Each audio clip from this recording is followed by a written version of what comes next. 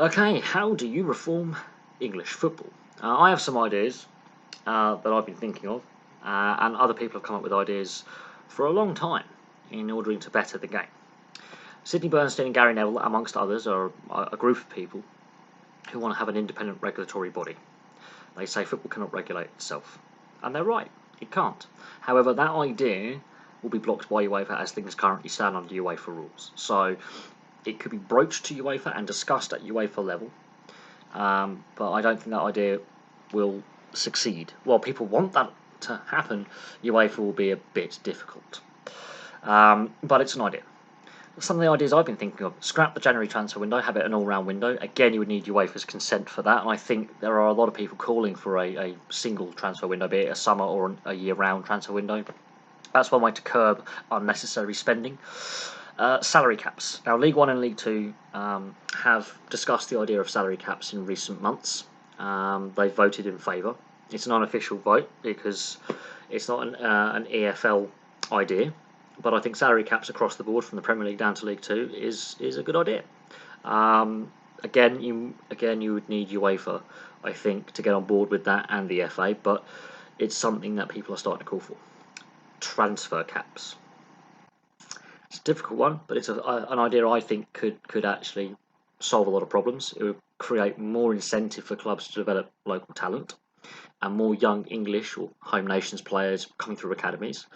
But again, something like that, you would have to go to UEFA and have discussions with UEFA. But I think European football could adopt that.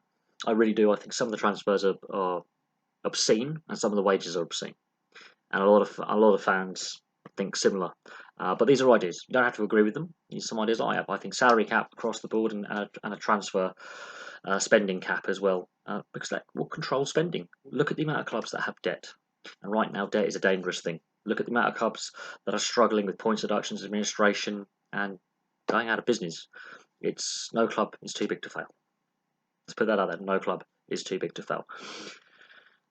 Club ownership and takeovers. I think we need to have some kind of fan involvement with club ownership, like the German model. I think it is a positive thing. Exeter City prove it is a good thing. The lack of say with how clubs are run on the fans' point of view is frustrating, especially when you have a bad ownership and dodgy ownership, as we've seen at a whole host of clubs, including Bury, Wigan, Newcastle. Obviously, the debate about Mike Ashley will how long before he actually does sell this club, the takeover deal collapsing, the lack of transparency in the takeover process as well. The directors' test that the FA puts in place, clearly that's flawed, massively flawed. Some of the people who've bought football clubs who really should never have been close to them. So the fit and proper persons test and financial fair play as well. UEFA's admitted financial fair play doesn't work. This is where salary caps and spending caps, I think, are the way to go. And if UEFA have admitted that the system they currently have doesn't work, and all the clubs that have been found guilty of financial fair play breaches, should I say, have all had their bans reduced or overturned. So clearly there is a need to reform that system on a international club level, not just in England. Player agents, they need to be regulated. There is no doubt in my mind that they are getting away with blue murder. Quite honestly, they're poorly regulated, and that's another cause of unnecessary expenditure in football. And it's a problem, and it's a debating point that isn't going away. So yeah, player agents and regulation there is key. The TV deal. Now this is where we're going to get a lot of people, I think, in agreement. The TV deal is broken. It does not meet the standards required. It's not fit for purpose. The pay-per-view fiasco that we have seen in recent weeks, massive red face for the Premier League there. They've shot themselves in the foot. 78 people paid for Burnley West Brom. Let's put that out there. Now, Burnley West Brom are two pretty solid, medium-sized clubs in this country. Admittedly, West Brom have spent a season or so outside the Premier League, but they're a solid club with a solid fan base. Burnley, a pretty solid club with a solid fan base. 78 people paid the £14.95 for that pay-per-view. The Premier League made not a lot of money. More people are boycotting these pay-per-views and actually donating the money that they would have paid to food bank charities and homeless charities and youth charities that require assistance at this time during COVID, if they're not already illegally streaming for a third of the price on IPTV. So the Premier League and the broadcasters, because the broadcasters also were on board with the pay-per-view idea, they just didn't set the tariff. The Premier League set the tariff, but the broadcasters, Sky, BT, were also in agreement that they wanted to have the pay-per-view idea. So while people are saying, oh, it's not Sky and BT's fault, it partly is, because they have the broadcast rights deal with the Premier League and the Championship, League One and League Two, etc. Now, the TV deal as it currently stands is heavily skewed to the Premier League, and fans are frustrated with kickoff times being changed for the overseas market, especially the US. The 3 p.m. blackout was there in order to protect crowds. There's no one allowed in stadiums, so why aren't the 3 p.m. games split between a variety of broadcasts, free to air and subscription, and just get those games on TV? The 3 p.m. blackout is a broken rule. It frustrates because it's meant to protect fans going to grounds. It's always been a bugbear for a lot of fans. And the free-to-air TV argument we are going to see from next year, the FA Cup being shared with ITV and BBC. BT have lost the rights to the FA Cup on the subscription side of things. So, two free-to-air broadcasters showing FA Cup games can only be a good thing. We need to protect the League Cup and the FA Cup. Yes, you could argue get rid of replays, and I have no qualms with that. I have no argument with reducing fixture congestion by restructuring the competitions, but get the League Cup back on free-to-air TV as well. I remember it being on free-to-air TV back in the day, shared rights with Sky, which I felt was the right way to go. Now it's solely behind a paywall, and the competition has been devalued as a competition because of it, because less people watch, and the bigger clubs take it less seriously than they should. But that's the argument bring about the Cup Winners' Cup in UEFA level as well. It might mean that some of the Premier League teams take the League Cup more seriously. The FA Cup, even before COVID, there were lower crowd numbers than normal.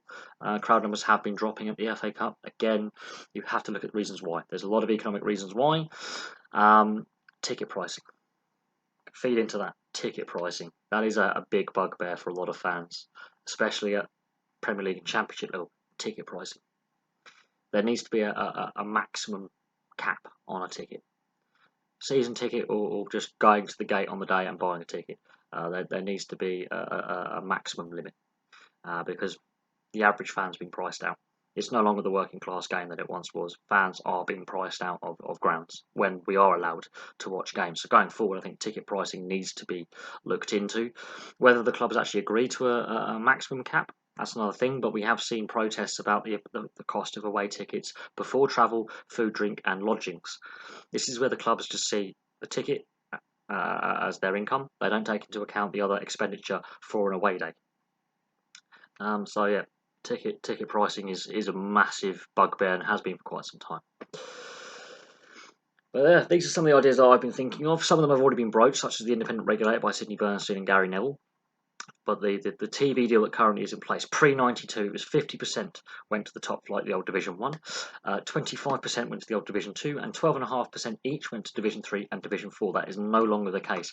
Around 75% of the TV revenue generated goes to the Premier League. Yeah. And that means the remaining 25% is split between three leagues, the majority of that going to the Championship. So League 1 and League 2 do get shafted. And there's some good quality football to be watched in the lower leagues. And there's some good quality players playing in League 1 and League 2. It's not a bad level of football. It may not be what the Premier League is, but it's not a bad level of football. So the TV deal is, I think, something that can be changed for the better. And if when it comes to the next round of TV rights, I hope more free-to-air coverage is obtained and less changing of kick-off times for the overseas market. I think you should put your own market first and go from there. I understand it's a global game, but domestic fans are getting really pissed off, quite frankly, with the change of kick-off times to suit the overseas audience. Finally, there is one more point that I want to discuss. And we've discussed ticket prices, we've discussed TV times, VAR. How can a sport as wealthy as football get the technology so wrong? VAR has been nothing but a joke for the last 2 years. The World Cup 2 years ago, they got it right. They had a good basis to build upon it and improve it, and they have regressed. They've got it so badly wrong that it is actually affecting the outcome of games more than before we had VAR. The amount of clear mistakes made by officials and the VAR system is astounding. It's absolutely laughable, some of the decisions. They make no logical sense. There's no common sense with any of this. And that is a massive expenditure for the FA and the Premier League, and when it comes to the Premier League club playing the non-Premier League club in the FA Cup, if it's at a League One or League Two or Championship ground, no VAR. But if it's at a Premier League ground, there's VAR. So if you are going to have a rule for a competition, don't cherry pick games. You have it for all games or not at all. And VAR, clearly, fans are turning against it. It's been nothing but an expensive failure in my view. And I was in favour of it when it came in. I thought, it's getting decisions right. Now it's getting too many decisions wrong that it shouldn't be. And it is affecting the outcome of games, and it is affecting results. And therefore, whether a club survives relegation or gets promotion or wins a trophy, makes Europe, VAR is having a massive impact on clubs up and down the Premier League and in the playoffs. It is having a massive impact, and in the FA Cup and in the League Cup. It's just not working. It's not fit for purpose. So VAR is something that needs to be looked into, and that is a fixable thing. That is a fixable thing. The TV deal is a fixable thing. Salary cap. There are growing calls for salary caps. That it could be a fixable thing. Transfer caps and changing the transfer window to either a year-round window or just summer only is a doable thing. It requires UEFA getting on board, but it is doable. Independent regulatory body, I think that's the least likely of the ideas that have been discussed in this video to come to pass. But again, nothing is impossible. And with the way things are going, there is growing pressure to reform the game. But the sport itself, be it domestically here in England, or the UK, or wider in Europe or across the world, clearly cannot govern and reform itself in an adequate manner. The idea that clubs can have more say over the course of the sport than the governing bodies is concerning. Man United and Liverpool, their idea to reset the Premier League didn't go down very well, made them very unpopular. But then, a week later, the idea of the European Super League comes about, right? Gets surfaced, gets leaked. It required Man United and Liverpool's idea for the Premier League to go ahead. So I don't think the European Super League will happen, because it goes against what UEFA have got with the Champions League, and UEFA are saying, well, it's an unsanctioned competition. It's gone over our heads. We haven't sanctioned this. We have no desire for this competition, and that could put clubs at war with the governing bodies. So reducing club power and bringing more power back to the governing body could be a solution. But for now, thank you very much for watching. If you have any other ideas, place them in the comment section below, and I'll have some more videos for you very, very soon.